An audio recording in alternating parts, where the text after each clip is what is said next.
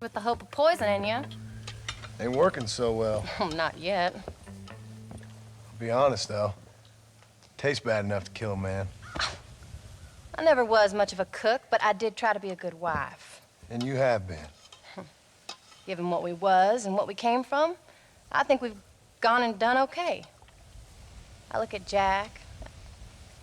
I look at him, and I think we've been blessed. Maybe he can be something more. He's a good kid. He can be whatever he wants to be. He ain't gonna be no frontier gunslinger killing and running no gang, though. That way's over. Railroads and government and motor cars and everything gone and done away with all that. And he ain't gonna marry no orphaned working girl running with a bunch of hucksters, neither. If he meets one like you, I hope he'll marry her. Stop. For an illiterate gunslinger, you sure know how to make a girl blush. God damn crows! John! You have got to go deal with them. They've broken into the silo again and are eating all the corn out from it. Of course, my angel. Wait, get out of there. All right, all right. Come on. Scat. Shh.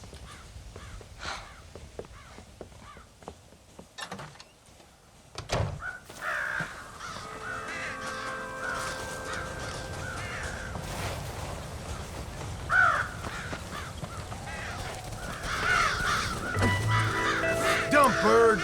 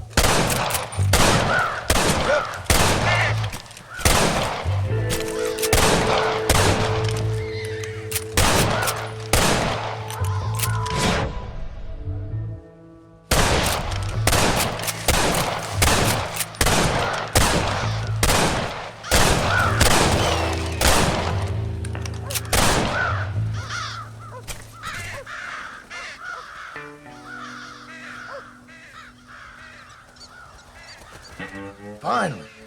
Now about that stew.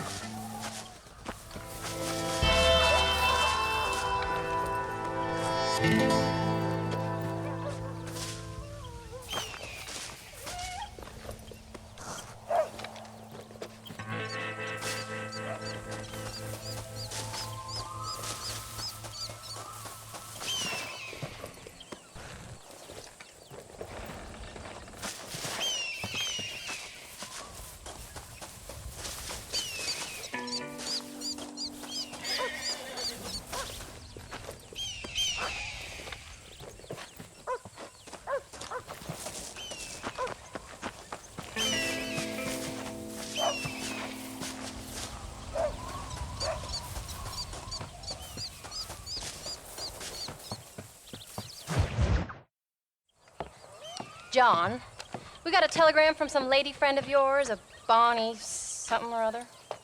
Something you ain't telling me? Bonnie McFarland. She's a friend. Saved my life when I went after Bill and nearly got myself killed again. Oh, and now you two's in the habit of sending each other letters. How very nice. It weren't nothing like that. What's it say? I don't know. I can't. Well, you know I can't read. Give it here. You read that thing out loud. I ain't hiding nothing. Dear Mr. Marston, stop. Need corn sacks. Stop. Emergency. Stop. Weevils and moths ate entire county supply. Stop. Can you help? Not exactly the most romantic request, now is it? I guess not. And she saved your life, you say? Yes, ma'am. Well, then you're gonna have to help her and her family out. We've got a plentiful supply of corn sacks over near the silo. About the one thing Uncle didn't manage to have stolen while we was gone. Okay. Hurry back, John. And John, what's she like? You know. A little bit like you, I guess. She's a woman in a man's world.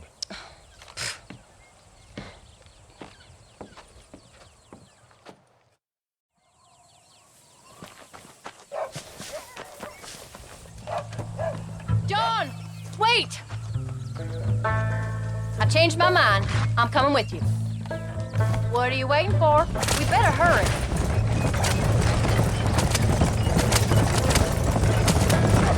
I don't think I can let you go off again without me. Fair enough. I'm glad of the company. You only had to ask. Ask? I was waiting for you to ask me. I thought you'd want to keep an eye on the boy. Oh, while you were off supporting with cowgirls in the next county? I don't think so, John Marston. You only just got home. That Jack has seen enough of me for a lifetime. So, is she married? This Bonnie McFarland? No. What does she look like? I don't know. Pretty normal, I suppose. Normal? What? Normal like me? No. Normal as in 2 eyes, mouth, nose, that kind of normal.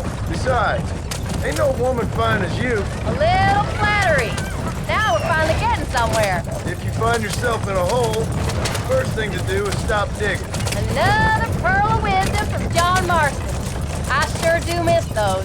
I never took you for the jealous type, Abigail. I ain't jealous so much as curious. You heard what she wrote. It's just some corn. She saved my life, and she was decent enough to me, so I owe her this much at least. No thanks. Those days are over. How did she save your life anyway? She found me half dead on the side of the road and took me to the doctor. Most folks would have left me there. Half dead from what? Bill didn't take so kindly to me visiting unannounced. Bill never did like surprises. How was he? Same as he was when we left. Angry and dumb, taking his revenge out on the world. People down there was really scared of him. A Bill? You gotta be kidding me. He was only frightening if he was afraid of dumb fools. Bill weren't so bad, but when Dutch went crazy, Bill took it hard. For a while, we all thought we'd found something right. A better way to live, but it was just a lie. So you saw before they did. Maybe. But they was still kind of a family. A family that left you for dead. You knew the truth, John, and they hated you for it. Where did they take you? Who? Those government bastards. Where did they hold you and Jack? I ain't sure. They kept our eyes covered there and back. Can't have been too far from here, though. They treat you right? It ain't the first time I've had a gun to my head, John. You're forgetting your marriage proposal. Very fun. No, they learned pretty quick what would happen if they laid a finger on me. Sons of bitches. It wasn't them or being there. I didn't care about that. I've been in far worse situations.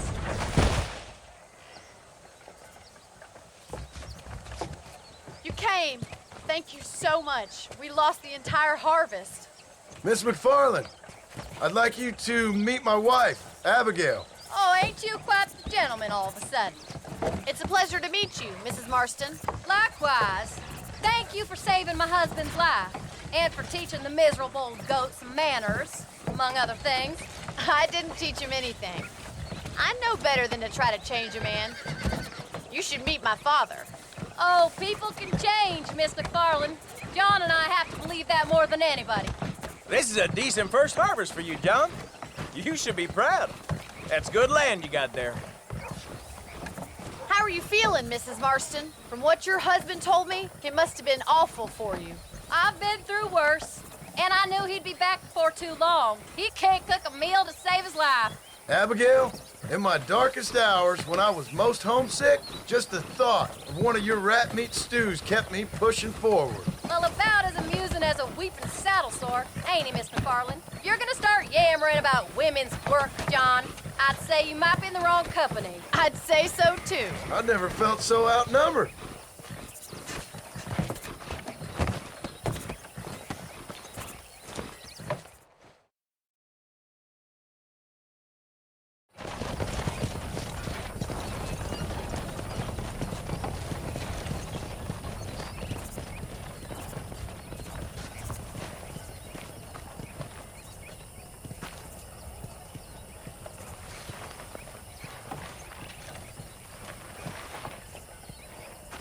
ma'am.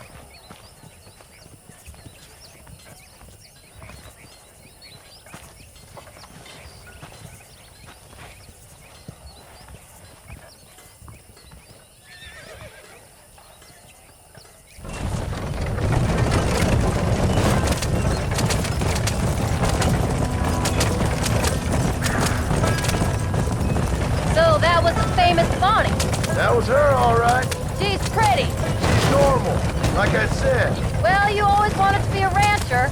I'd have thought she'd be just your thing. The perfect rancher's wife, if I ever saw one. I already got a rancher's wife. I'm only teasing. I like her, and I'm glad she saved your life. Most of the time, anyway. The McFarlands are good people. She did blush redder than a shepherd's sunset when she saw you, though. I have that effect on women. You've clearly had one too many blows to the head. You ain't wrong about that, Mrs. Marston. That's quite a ranch they got there. That'll be us someday. As soon as we get back on our feet. I don't know, John. How many times can we start again? An outlaw and a working girl. We ain't exactly farmers. We are now. Forget that life. It's over. Do you really believe that? We have to. It's the only way we'll ever have a future. The life we led, that doesn't go away. It's never over. You think those government men are just gonna leave us alone now? The old gang's dead. I did what they asked. And that's it? The life of crime forgiven? We're back together, ain't we? Till they decide you owe them something else. Sometimes I think I was the stupid one for believing I could get out. Maybe Dutch, Bill, and Javier were just being honest with themselves. You ain't perfect, John, and I sure ain't. But you're better than they are. Than they were. Maybe we can't change. But we gotta try, for Jack's sake. Even if we have to start again 100 times. It's better than going back to what we were. How's Jack doing? Angry, upset.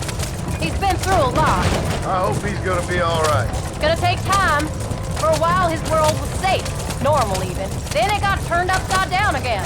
He ain't saying much about it. I've tried to talk to him, but how do you explain any of this? What do you say when he asks about Uncle Bill and Uncle Dutch? They were his family when he was a little boy. He hides away in those books of his. Wouldn't you? It ain't like the real world's done him many favors. He's just been kidnapped. He grew up with the gang. That's no life for a boy. We did our best to protect him. Come on, John. He saw things no boy should see. Well, now we got a chance to make it right.